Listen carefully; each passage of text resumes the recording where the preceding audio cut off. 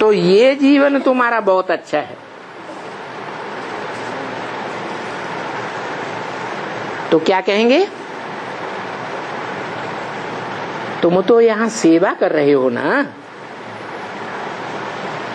फिर भी सेवाधारी हो। अच्छा, वाचा से कर्मेंद्रियों से तो सेवा करते ही हो, लेकिन मनसा से भी सेवा कर रहे हो। बुद्धियोग परम धाम में जो तत्व है ना, महत तत्व, बुद्धियोग उसमें लगा कर रहते हो। है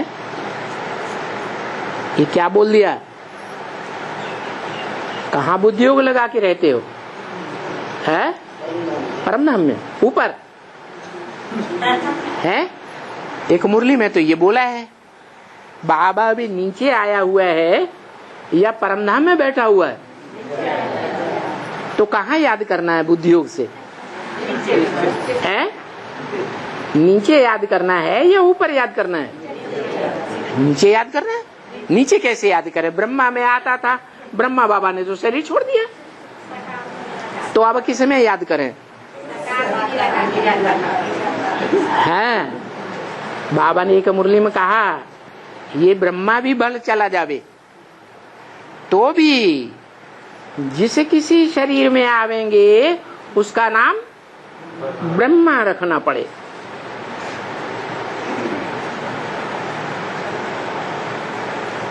तो देखो, तो बुद्धियोग परम धाम में लगाना है, आत्माओं के लोक में लगाना है या नहीं लगाना है? हैं? आत्मा को लोक में लगाना है। आत्मा को लोक तो ऊपर है, फिर बाबा नीचे आया हुआ है। कहाँ लगाना है? वो तो आया है, नीचे कहाँ लगाना है? बाबा ने तो बोला बुद्धियोग तत्व में लगा कर रहते हो ना, तो कौन से तत्व में लगा के रहते हैं? ब्रह्मलोक में, ब्रह्म तत्व में, भ्रकुटी के बीच में। भ्रकुटी ब्रह्म तत्व है? नहीं है, फिर कहाँ बुद्धियोग लगा के रखे? मन साकार ब्रह्मलोक है। हाँ, जिस तन में मुकर्रर रूप से प्रवेश है तो वो भी बाबा का घर हो गया ना। क्या क्या हो गया? बाबा का घर हो गया। दुनिया में भी कहते थे भक्ति मार्ग में, ग्रहम ग्रहम मिति न उच्यते। घर को, ईंटों के घर को घर नहीं कहा जाता, गृहिणी ग्रहम उच्यते। घर कौन कहा जाता है? गृहिणी ही घर है।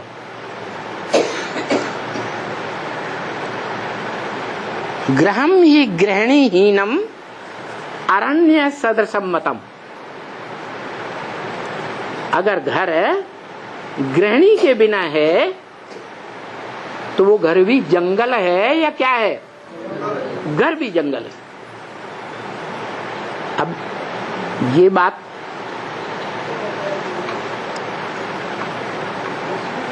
कैसे लागू करें?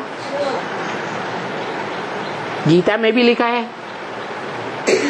मत योनि परम ब्रह्म तस्मिन् गर्भम ददाम्यहम्।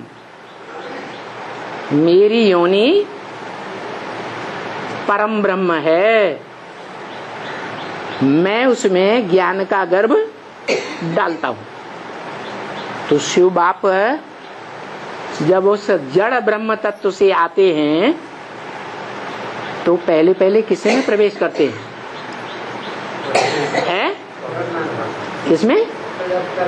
हाँ, जिसमें पहले पहले प्रवेश करते हैं वो परम ब्रह्म हुआ, जो गीता में लिखा है, मत योनि, मेरी योनि परम ब्रह्म है, मैं उसमें प्रवेश करता हूं। उसमें प्रवेश करके मैं ज्ञान का बीज डालता हूं। तो कहां बुद्धि योग लगाना है? परम ब्रह्म। ब्रह्मा तो बहुत हैं, लेकिन परम ब्रह्म कौन है?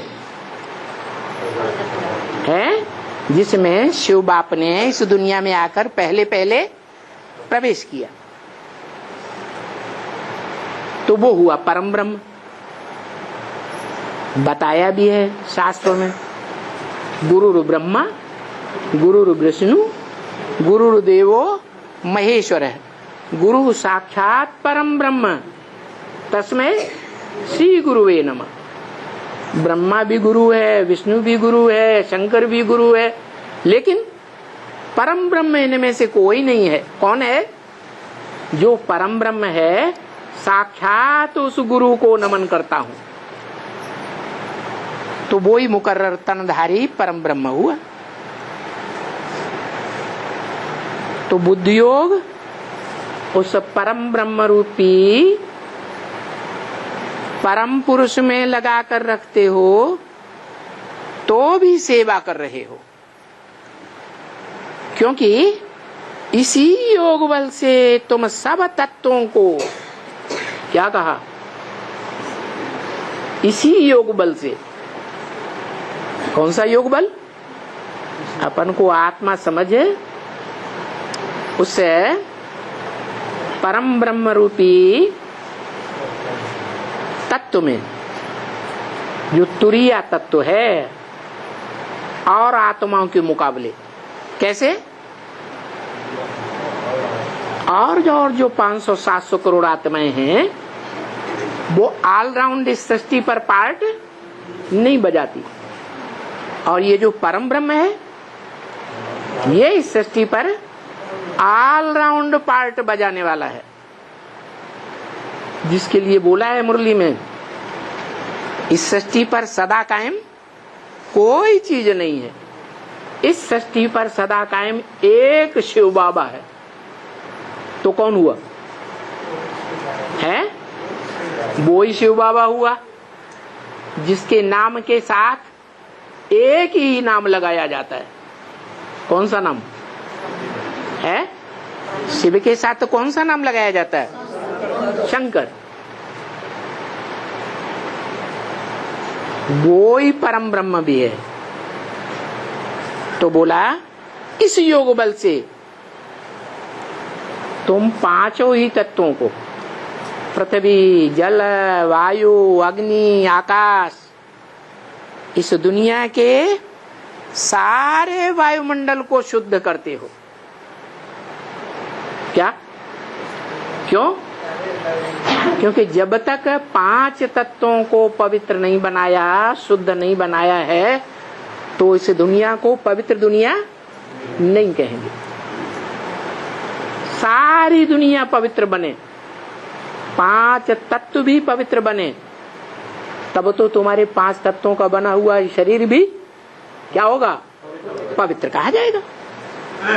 तो सिर्फ इस योग से, किस योग से है? परम ब्रह्म के योग से, जिस परम ब्रह्म में परम पिता प्रवेश है मुकर्रर रूप से, उस बुद्धि योग से। क्योंकि योग है प्रिंसिपल।